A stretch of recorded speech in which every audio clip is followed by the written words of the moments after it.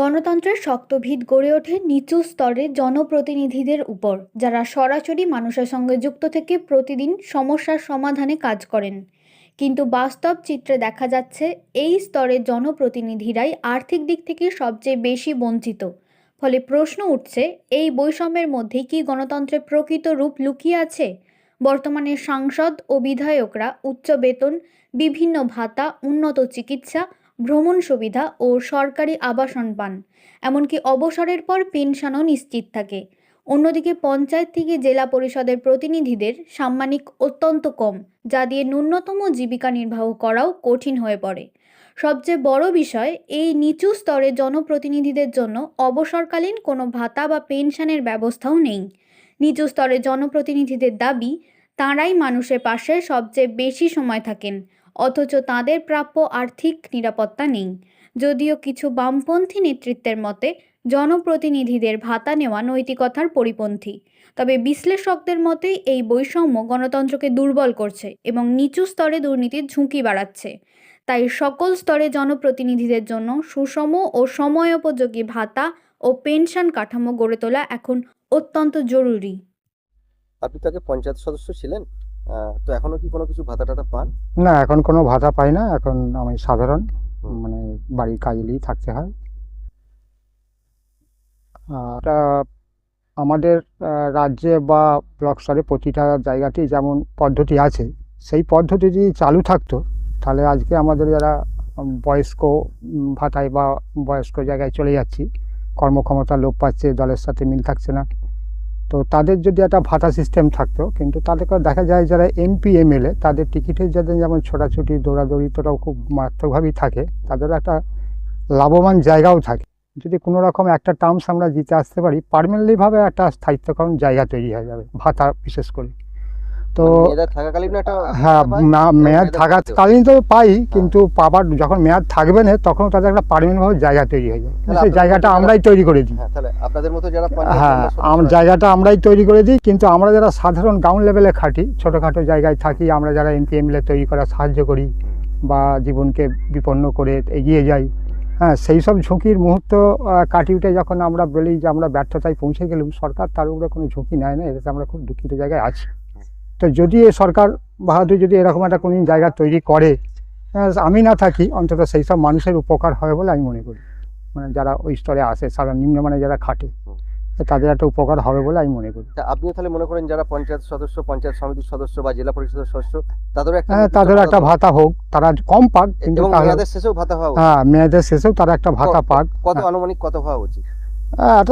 এখনকার যা চলার গতি, তাতে করে বাজার মূল্য যা, তাতে করে তো সেই মূল্য কষে একটা মূল্য কষে একটা ভাতা দেওয়া উচিত। তার কারণ আমি একটা মিনিমাইজ এত কম হবে না যেটাতে আমার জীবন জীবিকা চলবে না, ফ্যামিলির মধ্যে অশান্তি দেখা দেবে, এমন হবে না। তো সেটাকে সমমাত্রা রেখে একটা যেটা দিলে ভালো হয়, সরকারেরও আবার পক্ষে সম্ভব হতে হবে, তো সেরকম ভেবে একটা দিতে পারলেই আমরা খুশি। এই মানে বর্তমান সরকারি কর্মে যুক্ত থেকে লুপ্ত হওয়ার পর যে তাদের যে বর্তমান পরিস্থিতি তৈরি হয়, তৈরির ক্ষেত্রে যে সাংবিধানিক নিয়ম থাকা দরকার, সেটাকে এই মুহূর্তে তৈরি হিসেবে না দেখায় এইসব মানুষদের খুব কষ্টের দিন কাটে। তাই আমার বলা, যদি সংবিধানের কোনো রূপরেখা পাল্টাতেই হয় বা সঠিকভাবে তৈরি করতে হয়, তাহলেও আমি না পাই, কিন্তু যারা আমার জুনিয়র আছে, যারা আমার স্নেহধন্য আছে, তারা যদি সঠিক একটা জায়গা পায়, তাহলে বলবো একটা উপযুক্ত কাজ হয়েছে। আমার দাবিটা শুধু এই জায়গায় সেই জন্যই যে এমপি এমএলএ তারা হাউস লোন পায়, তারা থাকার একটা জায়গা বাসস্থান পায়, তারা চিকিৎসার সুযোগ পায়, তারা খাওয়া দাওয়ার অনেক অফার পায়, আগেও পরে। তাদের এই যে ব্যবস্থাটা, এই ব্যবস্থাটা শুধু তাদের জন্যই হবে কেন? আর যারা নিম্নমানের কাজ করে সেই সব মানুষকে আগিয়ে দেওয়ার চেষ্টা করে, জীবনকে বিপন্ন করে, জীবনের কোনো ঝুঁকি নেয়, তাদের কথাই তো আগে ভাবা দরকার। তাদের কথা না ভেবে যারা হাইম্যান হলো, যাদেরকে তুলে দেওয়া হলো উঁচুতে, তারাই কথা সরকার ভাবে। কিন্তু যারা নিচেতলা থেকে ওঠে, আমরা অনেক সময় আলোচনায় দেখেছি যে গ্রাউন্ড লেভেলে যারা আছে তারাই আসল প্রকৃতপক্ষে মানুষ, প্রকৃতপক্ষে সঠিক ব্যক্তি। কিন্তু তাদেরকে কার্যক্ষেত্রে আনা হয় না কেন? তাদের ব্যর্থতা কথায়। যদি তাদেরকে যদি কার্যক্ষেত্রে আনা হয়, তাহলে সরকারের বা দেশের একটা সঠিক মূল্যায়ন হয়েছে বলে সাধারণ মানুষ মনে করবে। আমি এতে বড় উপকৃত হতে পারবো যখন দেখব আমি আমার জীবন দশায় আমি বেঁচে থাকতে এরকম একটা কোনো সঠিক মূল্যায়ন হয়েছে। হ্যাঁ, যেটা আজকে দেখা যাবে একটা সচ্ছলতার উপরে জীবন জীবিকা করব মানসিকতা নিয়ে একটা সঠিক জায়গা নির্বাচন করে যখন সেই জায়গায় প্রতিষ্ঠিত হিসেবে রূপায়ণ হলাম, আমি সেই মানসিকতা ধরে রাখতে পারছি না। আমার মানসিকতা লোপ পাচ্ছে, নিজেকেও বড় দুঃখ লাগে। তার কারণ পাচ্ছি না এই কারণে আমার বাড়ির জ্বালা যন্ত্রণা মানে ক্ষুধার পেটের খিদা অনেক কিছু আছে, কিন্তু সময়টা আমার চলে যাচ্ছে আমার সেই সব কাজের যে জায়গায় সরকারি কাজের দায়িত্ব নিয়েছি, কাজের দায়িত্ব নিয়েছি, তাদের পাশে থাকতে হয়েছে, কোনো স্বার্থের লোভে নয়। কিন্তু দেখা যাচ্ছে আমার বাড়ির যখন হাহাকার, বাড়ির যখন কষ্ট, সেটাকে উপলব্ধি করে সঠিক জায়গায় না আনতে পারছি, তখনও কিন্তু আমরাও একটা বদমাইশির সুযোগ নিয়ে ফেলছি।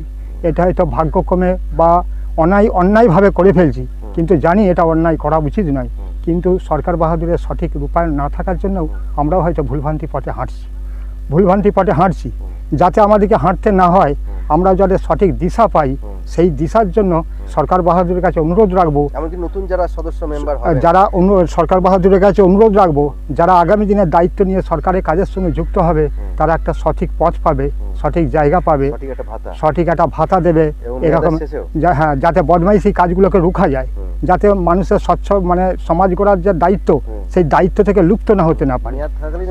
হ্যাঁ, মেয়াদ থাকা বা মেয়াদের পরেও যারা সঠিক একটা বলতে পারে যে না, এই লোকটা স্বচ্ছলতাভাবে ভদ্রভাবে কাজ করে, হ্যাঁ, একটা পার্মানেন্টলিভাবে যেন কোনো একটা জায়গা তৈরি হয়, তারা দায়িত্বে থাকবে বা থাকাকালীন বা না থাকাকালীন। হ্যাঁ, এইভাবে হলে অন্যায়কে রুখা যাবে বলে আমি অনেকটা মনে করি। আপনি কোন সময় সদস্য ছিলেন? আমি ছিলাম 18 সাল থেকে 23 সাল পর্যন্ত। কোন দলে ছিলেন? আমি তৃণমূল কংগ্রেস। আপনার নাম? জয়দেব রায়, বাড়ি? গোঘাট। আপনি তো এক সময় শুনেছি পঞ্চায়েত সদস্য ছিলেন, কত সালে এটা? পঞ্চায়েতের সদস্য ছিলাম আমরা 3 সালের পরে, যে টার্মটা সেই টার্মটাতে আমি পঞ্চায়েত সদস্য ছিলাম। তারপর কি হয়েছিলেন? তার আগে আমি ছিলাম 98 সালে প্রধান হয়েছিলাম। তারপর 98 সাল থেকে 3 সাল পর্যন্ত প্রধান ছিলাম, আর তারপরে 3 সালের পর থেকে আমি পঞ্চায়েত সদস্য ছিলাম, এবং 3 সাল 9 সাল সম্ভবত 9-এর পর থেকে যে টার্মটা, ওই টার্মটাতে পঞ্চায়েত সমিতি কর্মাধ্যক্ষ, জনস্বাস্থ্যের কর্মাধ্যক্ষ ছিলাম। আচ্ছা, তখন কীরকম আপনি সাম্মানিক পেতেন? সম্ভবত আমার ততটা কেনায় মনে হচ্ছে 700-800 টাকা এরকম। আচ্ছা, এখন কি সাম্মানিক বেড়েছে জানেন? হ্যাঁ, বেড়েছে, কত বেড়েছে আমি সেটা খোঁজ রাখি না। আচ্ছা, তাহলে এখন আমরা চলছে কীভাবে? এখন আমার কোনো রকম চলে না, আমার কোনো মাঠে জমি জায়গাও না, কিছু নেই, কোনো রকমের চলে, একটা ওই কন্ট্রাক্টর আন্ডারে কাজ করি, কোনো রকমের সংসারটা চলে। আচ্ছা, আপনার কি মনে হয় আপনাদেরও যখন মেয়াদ শেষ হয়ে যায় ভাতা দেওয়া প্রয়োজন? হ্যাঁ, প্রয়োজন তো অবশ্যই। কেন তার তো একটা সংসার আছে, ঘরে তার আর্থিক অবস্থাটা বিবেচনা করেই অন্তত তাকে ভাতা দেওয়া উচিত। এমপি এমএলএরা যখন ইয়েতে বসছেন, ওনারা একটা বেতন পাচ্ছেন, ভাতা হিসাবে বেতন পাচ্ছেন, তারপরেও তাদের টার্ম শেষ হওয়ার পর ওনারা কিন্তু একটা পেনশন পাচ্ছেন।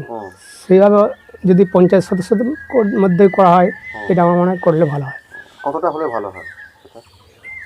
এটা ম্যাক্সিমাম তার 8-10 হাজার টাকা যদি করা হয়, 10 হাজার টাকা অন্তত তার সংসারটা চলবে আর কি।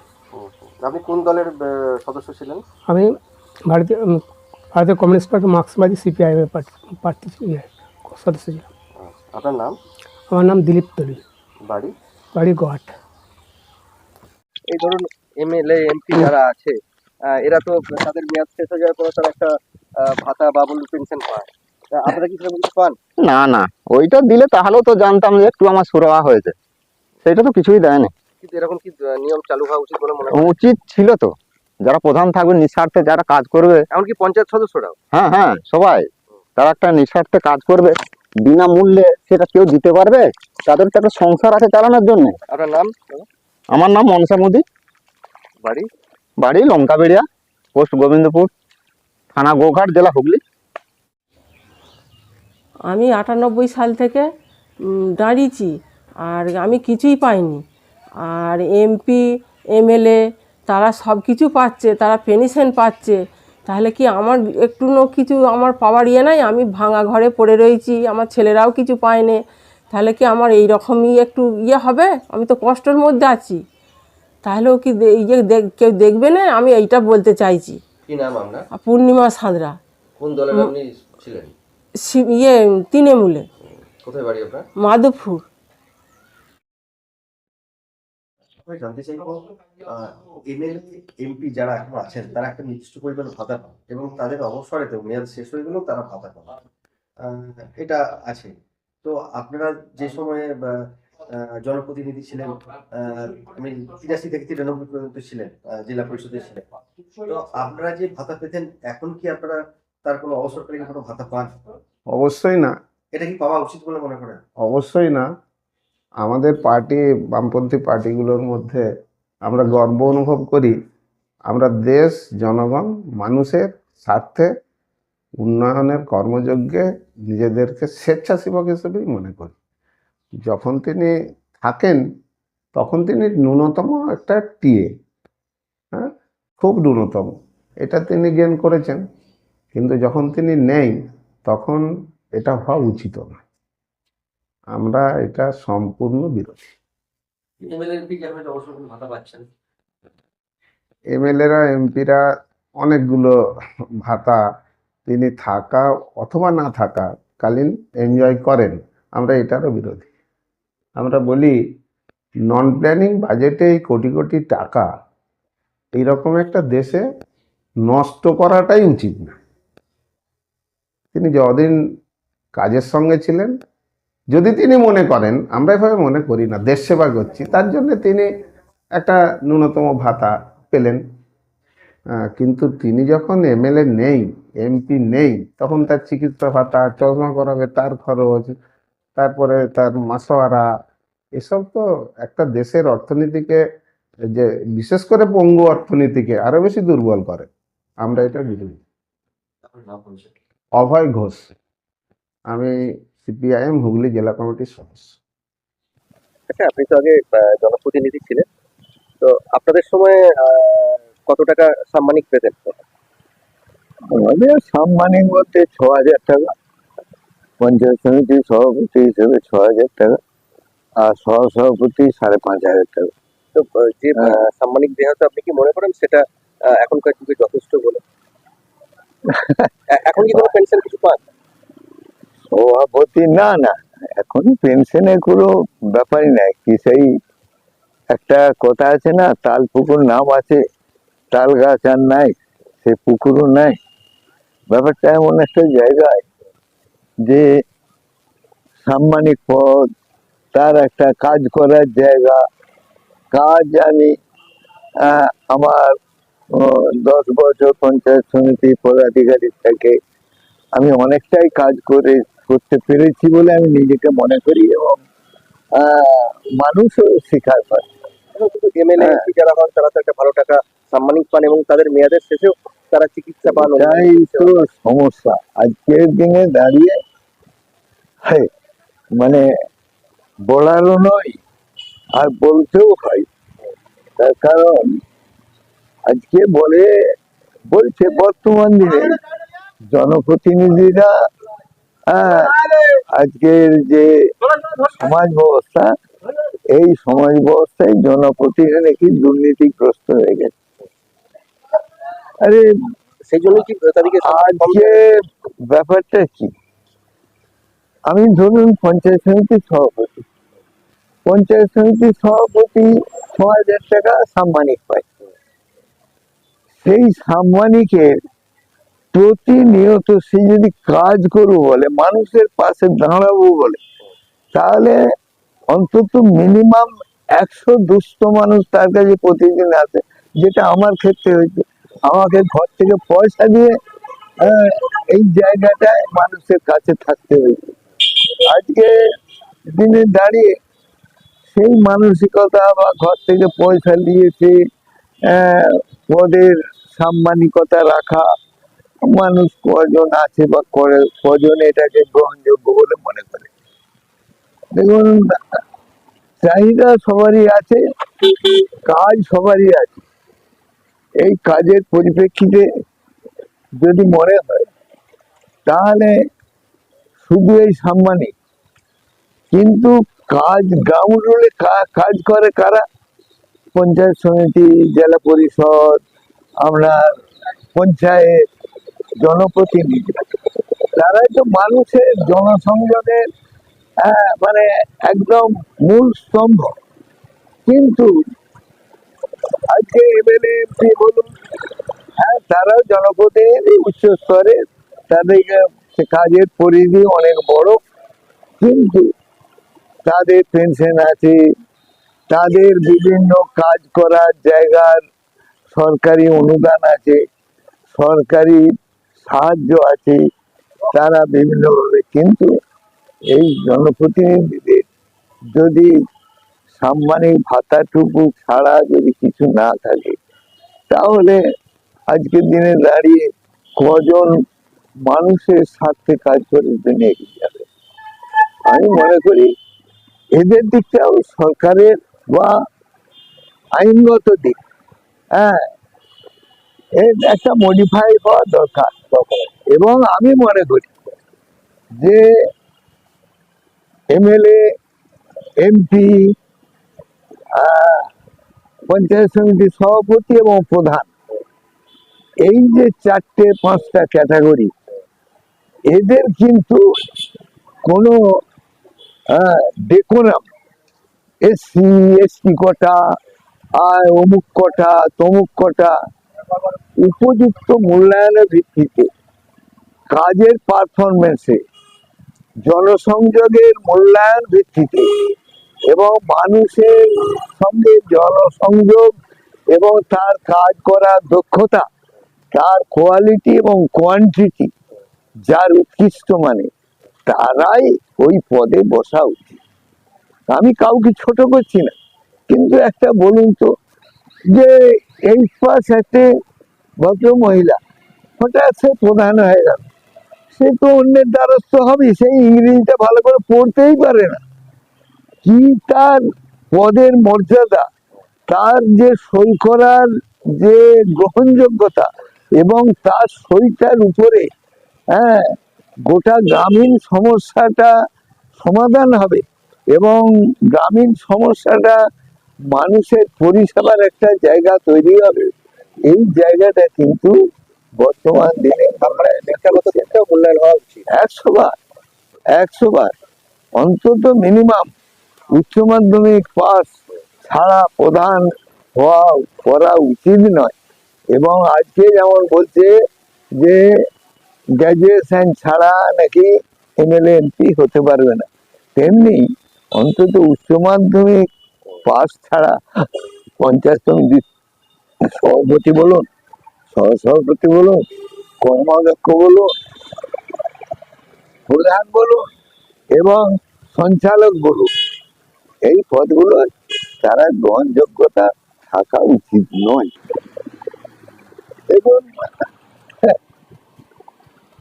এটা আমি আইনগত দিক কারোর বিরুদ্ধে বা কোনো এটা সমালোচনার কোনো জায়গা নয়, কিন্তু একটা জায়গা যে সাম্মানিক বাদ দিয়েও পরবর্তী পর্যায়ে তার সংসারটা তার পরিধির মধ্যে ন্যূনতম যদি সরকারি ব্যবস্থা এতটুকু থাকে, তাহলে তার সংসার উপকৃত হবে, সে উপকৃত হবে এবং তার কাজ করার মানসিকতার উন্নয়ন।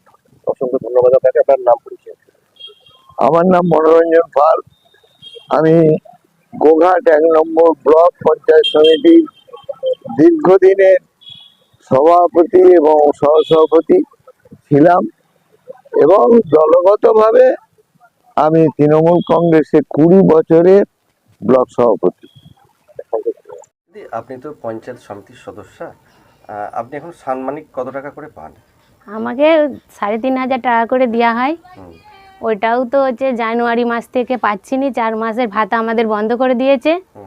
আমি একটা কথা বলতে চাইছি দাদা, যে কোনো পার্টিতে এমএলএ আছে কিংবা মেম্বার আছে, পঞ্চায়েত সমিতি আছে, ওনারা যদি এমএলএ যদি এমপি থেকে যদি টাকা পেতে চায় 1 লাখ 1.5 লাখ টাকা, তাহলে আমাদের কেন ভাতা বন্ধ হয়ে যাচ্ছে? 3,500 টাকায় তো আমাদের আর সংসার চলছে না। ওনারা যদি 1 লাখ টাকা পায়, তাহলে আমাদেরকে তো কিছু 10,000 টাকা করেও দেওয়া উচিত না? ওইটাও সরকার আমাদেরকে দিচ্ছে না। আবার 4 মাসের বেতনও বন্ধ রেখেছে। এমনকি গরিব কোনো বাড়িতে আছে, ধরো বিধবা মানুষ, তার সংসার চলছে না, তাদেরও তো দেখছি 1,000 টাকা করে ভাতা, সেইটাও দিচ্ছে না, আমাকে এসে জানাচ্ছে। আচ্ছা, আপনি যখন মেয়াদে আছেন, আমি এখন মেয়াদে আছি। মেয়াদ শেষ হয়ে গেলে আপনাদের কোনো পেনশনের কিছু ব্যবস্থা আমাদের আছে? পেনশনের ব্যবস্থা তো দেওয়া দরকার, এটা তো সরকারের অবশ্যই দেওয়া দরকার। কেননা তারা যদি 1 লাখ টাকা পেতে পারে, তাহলে আমাদেরকে 10,000 টাকা তো দেওয়া দরকার। কাদের কথা বলছেন?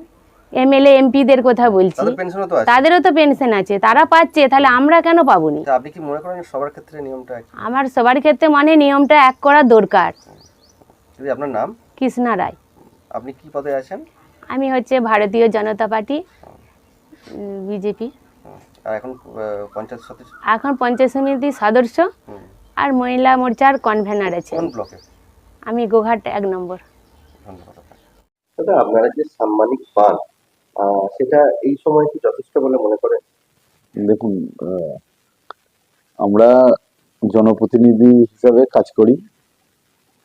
এইটা তো বেতন কিংবা মাইনা এরকম তো কিছু নয়, কারণ এটা অনারিয়াম, এটা সাম্মানিক। সেই সাম্মানিকের আপনি যে কথাটা বললেন, সেই কথাটা অন ক্যামেরায় বলাটাও মানে কেমন, মানে কি করে আপনাকে বলে বোঝাই যে সত্যিকারেই একটা যারা জনপ্রতিনিধি, আমরা যারা জনপ্রতিনিধি, আমরা প্রায় 24 ঘন্টায় মানুষের পরিষেবা আমরা দিয়ে থাকি নিঃস্বার্থভাবে। তো সেখানে আমরা প্রথমে দায়বদ্ধ হয়েই থাকি যে হ্যাঁ, আমরা মানুষের সেবা করব, মানুষের পাশে দাঁড়াবো, বা আমার এলাকার উন্নয়নের জন্য আমি কাজ করব। তো সেইখান থেকে এই সাম্মানিকটা সত্যিই কম। কত, 10,000 টাকা তো পান? না, সেটা 10,000 টাকা নয়। আমরা যারা কর্মদক্ষ তারা আমরা 5,000 টাকার মতো পাই। এতে সংসার চালানো সম্ভব? এটা সংসার চালানোটা সত্যি খুবই কষ্টকর। তো সেই জন্যই আজকে তো নতুন করে আপনাদের কাছে বলতে নেই। আমরা চাইবো যে মানবিক সরকার সবকিছুই কিন্তু মানবিকভাবে দেখছেন। যারা গ্রাস লেভেলে কাজটা করে জনপ্রতিনিধিত্ব করছেন, যারা সবার কাজের জন্য সব সময় সর্বদাই, আমরা যে কোনো একটা দলের প্রতিনিধি, তো আমরা অফিসিয়ালি কাজ এলাকার উন্নয়নের সাথে জনগণের সেবার জন্য রাত দিন, কাকে ডাক্তারখানা নিয়ে যাওয়া, কাকে হসপিটাল নিয়ে যাওয়া, প্লাস হচ্ছে কোথায় আমাদের কর্মসূচি দূর দূরান্ত থেকে যেতে, এইটা কিন্তু খুব সত্যিই মানে কম। কারণ এটা বললে মনের ক্ষোভের কথা বলা হয়, যে মনের ক্ষোভের সময় মতো পান টাকাটা? ঠিক ঠিক সময় মতো আসে না, হয়তো 2 মাস 4 মাস ছাড়া আসে, আবার কোনো কোনো মাসে দেয়, নাহলে 2 মাস 4 মাস ছাড়া 1 মাসে দিল, এরকম তো সমস্যা হয়। আরেকটা বিষয় জিজ্ঞেস করবো, দেখুন যারা এমএলএ এমপি থাকে তাদের বেতনও যেমন, সাম্মানিক যেমন, এবং তাদের মেয়াদের শেষেও, মেয়াদ পরবর্তী শেষেও তারা একটা পেনশন পান, অন্যান্য সুযোগ সুবিধা পান। তা তারা ওই সমস্ত এমএলএ এমপিরা সবকিছু পাচ্ছেন, অথচ আপনারা যে সমস্ত একদম নিচু দলের জনপ্রতিনিধি তারা পাচ্ছেন না। এটা আপনাকে কোনোভাবে কষ্ট দেয় না? না, শুনুন, এবার এমএলএ এমপি একটু বড় জায়গা, তারা বিধানসভা ওয়াইজ এবং লোকসভা ওয়াইজ তারা কাজ করেন, তাদের অনেককে অনেক দূর দৌড়ঝাঁপ করতে হয়। ধরুন আমি এই পঞ্চায়েত সমিতির কর্মাধ্যক্ষ, আমার যেমন 6টা বুথকে নিয়ে, কিন্তু আমরা কাজের পরিসরে গোটা ব্লকটাকেই আমাদেরকে চষে বেড়াতে হয়। এবং যারা বিধায়ক আছেন, বিধায়ক হচ্ছেন, ওনারা তো টোটাল অ্যাসেম্বলিটাই ঘোরেন, প্লাস ওনাদের আরো দূর দূরান্তে কলকাতা যাওয়া আসা, এরকম তাদের ওনাদের ক্ষেত্রে আরো বড় বড় ব্যাপার আছে, সেই জন্য ওনাদের হয়তো একটু সাম্মানিকটা বেশি। কিন্তু নিয়মটা বলা হয় না যে সবারই সমান হওয়া উচিত? ওনাদের হয়তো বেশি হলো, আমাদের কিন্তু কম হয় না, সে কাজের পরিসরে সমান হওয়াটা হয়তো ঠিক হবে না, কিন্তু তবুও আমরা যারা এই লেভেলে কাজ করে থাকি জনপ্রতিনিধি, আমার মনে হয় যে হ্যাঁ, যে দলেরই হোক না কেন, যারা জনপ্রতিনিধিত্ব করেন সকল মানুষের জন্য সর্বদাই সময়টা করেন, এই যে তাদের ক্ষেত্রে একটু অন্তত বিবেচনা করলে মনে হয় যে সমস্ত এই প্রতিনিধিত্বই ভালো হয়। এমনকি মেয়াদের শেষেও? হ্যাঁ, মেয়াদের শেষেরটা অনেক বড় জায়গা, কারণ সারা হচ্ছে আপনার ওয়েস্ট বেঙ্গলে অনেক কর্মাধ্যক্ষ আছে, অনেক মেম্বার আছে, কিন্তু এই ধরুন 294টা হচ্ছে বিধায়ক, এই 42টা এমপি, সেটার ক্ষেত্রে তো আমাদের সংখ্যাটা অনেক বেশি। তবুও মনে হয় যদি একটু বিবেচিত করে হয়, কারণ আজকের দিনে যৎসামান্য ছেলে পড়াতে ওই টাকাটাই আমাদের মানে ছেলে পড়ানোর জন্য সবাই তো আমরা আশাবাদী, আমরা যারা জনপ্রতিনিধিত্ব করছি, আমাদের ছেলেদেরকে একটু ভালো জায়গায় মানুষ করার জন্য সরকারি স্কুলেতেই পড়বে ঠিকই, সরকারি সব সুবিধা পায়, কিন্তু আজকের দিনে প্রাইভেট টিউটরের একটা ব্যাপার আছে, সে পড়তে যাওয়া আসা। যদিও আমার ছেলে বড় নয় বা যাদের আছে এই প্রতিনিধি তারা ছোট, তাদের এই প্রাইভেট টিউটর আজকে আপনি 1,500-2,000 টাকার নিচে পাবেন না, মানে একদম ইন জেনারেল। এবার যদি মানে একটু পার্সোনাল ভাবে পড়ানোর চেষ্টা করেন তাহলে তো একটু বেশি। তাই সেই জন্য বলছি যে এটা একটু বিবেচিত করার আমার ব্যক্তিগত মনে হচ্ছে যে মানে এটা করলে মনে হয় ভালো হয়। এবার সেটা সরকারের বিবেচিত ব্যাপার, বিবেচনা করবেন।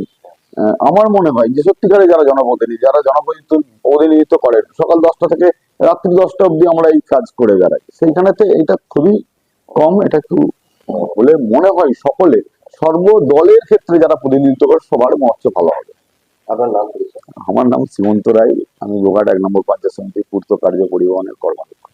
আপনারা যারা উঁচু স্তরের জনপ্রতিনিধি, এমএলএ বলুন, এমপি বলুন, তারা মেয়াদ শেষ সময় একটা নির্দিষ্ট সাম্মানিক পান এবং মেয়াদের শেষেও পেনশন একটা পান, কিন্তু একবারে নিচুর তলার যারা জনপ্রতিনিধি বলুন, পঞ্চায়েত সদস্য, পঞ্চায়েত সমিতির সদস্য বা জেলা পরিষদের সদস্য, তাদের সাম্মানিকও খুব কম এবং মেয়াদের শেষে তারা কিছু পায় না। এটা কি আগে কিছুই পেত না, হ্যাঁ। পঞ্চায়েত সমিতি জেলা পরিষদ দিদি মান্যতা দিয়ে তাদের সম্মান দিয়ে সাম্মানিকটা বাড়িয়েছেন, আগামী দিনে আরো বাড়াবেন।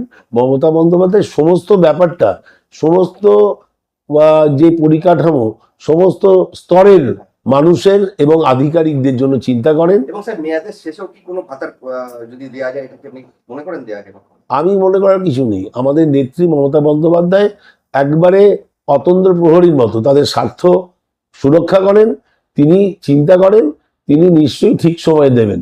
যেমন 25% দিয়ে দিলেন, যেমন আমাদের যুবসাথী যুবকর্মীদের 1,500 টাকা করে এবং ভিলেজ পুলিশ থেকে আরম্ভ করে সবারই 1,000 টাকা করে বাড়লো, আশাকর্মী থেকে আরম্ভ করে সবাই তাদেরও টাকা বেড়েছে।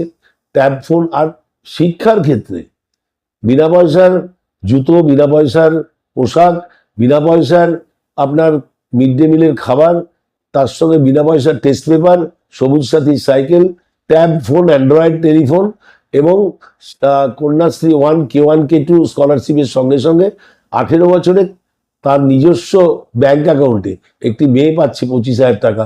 আবার স্বাধীনিকা বিয়ে রেজিস্ট্রিতে কন্যাদায়গ্রস্ত পিতার ভারলাঘব করার জন্য, বরযাত্রীদের আপ্যায়ন করার জন্য তারাও পাচ্ছে 25,000 টাকা। আর আমি যে দপ্তরের মন্ত্রী ছিলাম সেখানেও দিদি এই অসংগঠিত শ্রমিকদের জন্য বিভিন্ন প্রকল্পের মাধ্যমে তাদের স্বার্থ সুরক্ষিত করছেন। তার মানে নিচুতলায় জনপ্রতিনিধিদের ভাতা বা সাংবাদিক বাড়তেও পারে এবং মেয়াদের শেষেও কিছু ভাতা পেতে পারে। সেটা দিদি যথেষ্ট যত্নবান, সমস্ত শ্রেণীর কর্মচারীদের জন্য তিনি ভাবেন। তিনি সারা রাত জেগে জন্ম থেকে মৃত্যু অবধি মানুষকে কি সুবিধা দেওয়া যায়, সরকারি বেসরকারি সাধারণ মানুষ, আমজনতা, একবারে প্রত্যন্ত গ্রামের গরিব মানুষ যাদের নুন আনতে পান্তা ফুঁড়ে ওষুধ কেনার ক্ষমতা থাকে না, এবং যারা তপশিলি আদিবাসী থেকে আরম্ভ করে সংখ্যালঘু মুসলমান, দারিদ্র সীমার নিচে নিম্ন মধ্যবিত্ত মানুষ, তাদের জন্য দিদি সব সময় চিন্তা করেন। আর দিদির কাছ থেকে শিখেই আমি 18 ঘন্টা প্রতিদিন পরিশ্রম করি। কোথাও আড্ডা ফুর্তি করা, কোথাও বেড়াতে যাওয়া, তার থেকেও যত্নবান, দলমত ধর্ম নির্বিশেষে মানুষের সেবা। এবং সিপিএম, কংগ্রেস, আইএসএফ, বিজেপি যে কর্মী আমার কাছে আসেন চিকিৎসা পরিষেবা ও অন্যান্য পরিষেবার ব্যাপারে, আমি সাহায্যের হাত খুব যত্নবান হয়ে তাদের জন্য বাড়িয়ে দিই। মানুষই আমার কাছে একমাত্র লক্ষ্য। যে প্রাণের ঠাকুর রামকৃষ্ণ পরমহংসদেব বলেছিলেন, সবার উপরে মানুষ সত্য, তাহার উপরে নাই। যত মত তত পথ, জীবে প্রেম করে যেই জন, সেই জন সেবিছে ঈশ্বর। সত্যম শিবম সুন্দরম সত্যমেব জয়তে। এমএলএ, এমপি, বিধায়ক, সাংসদরা তাদের মেয়াদ শেষ হয়ে যাওয়ার পরে তারা ভাতা পান, এমনকি এখনো যথেষ্ট পরিমাণে তারা ভাতা পান। তো আপনারা কি মনে করেন যে আপনারা যারা পঞ্চায়েত সদস্য আছেন, পঞ্চায়েত সমিতির সদস্য আছেন, এমনকি জেলা পরিষদের সদস্য আছেন, তাদেরও ভাতার নির্দিষ্ট পরিমাণে একটা ন্যায্য ভাতার প্রয়োজন এবং আমাদের মেয়াদের শেষেতেও একটা ভাতার প্রয়োজন আছে, বলবেন এটাকে? সেটা তো বলার কথাই, কারণ আমরা তো এই দলের ওপর প্রচুর সন্ধি, কারণ আমাদের সংসার ছেড়ে দিয়ে আমাদেরকে এই দলের পিছনে পিছনে পিছনে থাকতে হয় বা ঘুরতে হয় বা নিজেদেরকেও মানুষের কাজ করতে হয়। তো আমাদের তো এই তো সামান্য ভাতা, মাত্র 5,000 টাকা, কিন্তু আমাদের যখন পদ চলে যাবে, এই যে 5,000 টাকা ভাতা এখনকার দিনে এটা কি উপযুক্ত বলে আপনি মনে করেন? এই 5,000 টাকা এখনকার দিনে কোনো রকমই উপযুক্ত মানে নয়। কারণ বাজারে দুর্মূল্য যা জিনিসপত্রের দাম, মানে কি বলবো, আকাশ ছোঁয়া। 5,000 টাকা মার্কেটে নিয়ে গেলে আমরা তো চোখে কানেই দেখতে পাই না যে কি কিনে আনলুম, বা এই 5,000 টাকা কোন ধার দিয়ে গলে চলে গেল। তো এরকমভাবেই আমাদেরকে চালাতে চলছি। কিন্তু আমাদের যখন পদ চলে যাবে তখন আমরা কিভাবে মানে সংসার চালাবো বা পরিকাঠামো তৈরি করব আমরা নিজেরাই বুঝতে পারছি না। তো আমাদের মনে হয় এটা, দেখুন এমপি এমএলএ যারা আছে তারা হ্যাঁ, এমপি এমএলএ তেনাদের পদ চলে গেলেও তেনারা ঠিক ভাতা পেয়ে যাচ্ছেন, মানে আকাশ ছোঁয়া ভাতা, প্রচুর ভাতা। কিন্তু আমাদের এই সামান্য ভাতার উপরেও আমাদের পদ চলে গেলে আমরা কোনো কিছু পাচ্ছি না। তো সেটা নিয়ে আমাদের খুব মানে দুঃখের বিষয়। কিভাবে কি সংসার চালাবো, কারণ আমরা তো প্রচুর সময় দিচ্ছি। এটা নিয়ে সরকারের ভাবা উচিত। হ্যাঁ, এটা নিয়ে তো আমাদের সরকারের ভাবা অবশ্যই উচিত, যে আমাদের দিকে একটু তাকানো উচিত, যে কি করব আমরা, মানে আমাদের পথ চলে গেলে। একটু তো আপনার নাম পরিচয়? আমার নাম হচ্ছে মানসী ঘোষ, আমি গোঘাট 1 নম্বর ব্লকের কৃষি কর্মাধ্যক্ষা। আমাদের দেশের সাংসদ এবং বিধায়করা তারা যখন তাদের মেয়াদে থাকেন তখন নির্দিষ্ট একটা সাম্মানিক পান এবং একটা মোটা অঙ্কটি সাম্মানিক পান। তাদের মেয়াদ শেষ হয়ে যাওয়ার পরেও তারা একটা পেনশন ভাতা পান। তাহলে স্যার ঠিক একইভাবে নিচুতলার যারা জনপ্রতিনিধি আছে, ধরুন পঞ্চায়েত সদস্য, পঞ্চায়েত সমিতির সদস্য, জেলা পরিষদের সদস্য, তারা পাবে না কেন? এবং তারা বর্তমানে যে ভাতাটা পায় সেটাও খুব নগণ্য। তা এটা আপনি কি মনে করেন? খুবই ভালো প্রশ্ন। একটা যদি পুরোপুরি ন্যায়সঙ্গতভাবে বিচার করতে হয় তাহলে একটা নীতি নিয়ে এটা চলা উচিত। আমি যে ক্ষেত্রে এমএলএ এমপি এদের ভাতার কথা ভাবছি, তাদের একটা বিরাট রকমের অ্যামাউন্ট দেওয়ার কথা ভাবছি, কিন্তু তাদের মধ্যেও গরিব বড়লোক সবই আছে। কিন্তু তাদের গরিব বড়লোক নির্বিশেষে তাদেরকে ভাতা দেওয়া হচ্ছে এবং বেশ বড় রকমের অ্যামাউন্ট, এবং এমনকি রিটায়ারমেন্টের পরেও তারা আজীবন পেয়ে যাচ্ছে সেটা। whereas যে পঞ্চায়েতে রয়েছে বা নিচু স্তরে যারা কাজ করছে তাদের একটা এমন অ্যামাউন্ট দেওয়া হচ্ছে যে তাদের সেটা সংসার চালানোর পক্ষে যথেষ্ট নয়, অথচ তাদেরকে কাজের দায়িত্ব নিতে হচ্ছে প্রচুর পরিমাণে। এবং মেয়াদের শেষে আর কিছু পাচ্ছে না। সরি, মেয়াদের শেষেও কিছু পাচ্ছে না। মেয়াদের শেষে কিছু পাচ্ছে না। তো এটা একবারে অযৌক্তিক, এটাকে বিশেষভাবে ভাবা উচিত, এটা আমার মত। প্রশ্নটা খুবই ভালো প্রশ্ন ছিল এবং এটা আমি স্বীকার করে নিচ্ছি, এটা ভারতীয় গণতন্ত্রের পক্ষে খুব একটা শুভ নয়। এটা কি এরকম মনে হয় না যে তাদের এত কম বেতন, একদম নিচু স্তরে কম সাম্মানিক, এটা তাদেরকে একটা অন্য খারাপ পথে এই জন্যই তারা চালিত হয়ে যাচ্ছে? এটা হতেও পারে, আবার নাও হতে পারে। যে যদি আমি তো- আদর্শগত দিক থেকে ভাবি, যেটা 15-16-20 বছর আগেও ছিল না, প্রত্যেকেই একটা আদর্শ নিয়ে একটা রাজনীতি করত। তাদের মধ্যে এই বাড়তি কিছু কোনো জায়গা থেকে আমি নিয়ে নেব, কোনো মানুষের কাছ থেকে তার দুর্বলতার সুযোগ দিয়ে আমি কিছু টাকা কামিয়ে নেবো, এই ধারণাটা তখন অধিকাংশ রাজনীতিবিদদের ছিল না, যারা নিচু স্তরেও কাজ করতেন।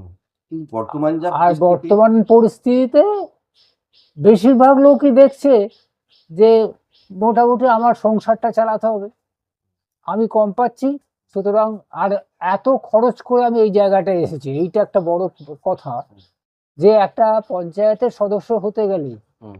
কি একটা যদি পৌরসভার সদস্য হতে হয়, তাকে তার নিজের বাড়ি থেকে প্রচুর টাকা ব্যয় করতে হচ্ছে। তা সে তো যদি সরকার থেকে উপযুক্ত পরিমাণে সে বেতন না পায় বা ভাতা না পায়, সে তো ওই কথা ভাববেই। তার নিজের সংসারটাকে বিসর্জন দিয়ে সংসারের দায় দায়িত্ব এটাকে তো সে অস্বীকার করতে পারে না। এটা কি আইন করে এইভাবে ভাতাটা বাড়ানো যেতে পারে? নিশ্চয়ই বাড়ানো যেতে পারে, শুধু নয়, আমার তো মতে এটা ভাবা উচিত এবং করা উচিত।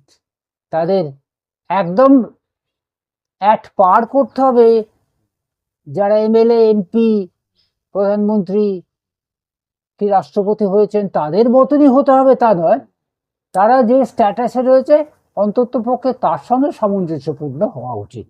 বর্তমান বাজার দর অনুযায়ী একটা একটা ন্যূনতম কিছু ভাবা উচিত। হ্যাঁ, এটা অনেকটাই ওঠানো উচিত। শীততাপ নিয়ন্ত্রিত অত্যাধুনিক রেস্টুরেন্ট ময়ূখ রেস্টুরেন্ট। এখানে পাবেন চাইনিজ, পোলাও, বিরিয়ানি, তন্দুরি সহ সমস্ত রকম খাবার। এছাড়াও কাস্টমারদের সুবিধার্থে হোম ডেলিভারির বিশেষ ব্যবস্থা রয়েছে। পাশাপাশি যে কোনো অনুষ্ঠানের জন্য ভাড়া দেওয়া হয়। আমাদের ঠিকানা খানাকুল হেলান সংলগ্ন তিলক চক। Phone number 8617492616 9732162360। সেরা খাবারের স্বাদ পেতে আজই আসুন ময়ূখ রেস্টুরেন্টে।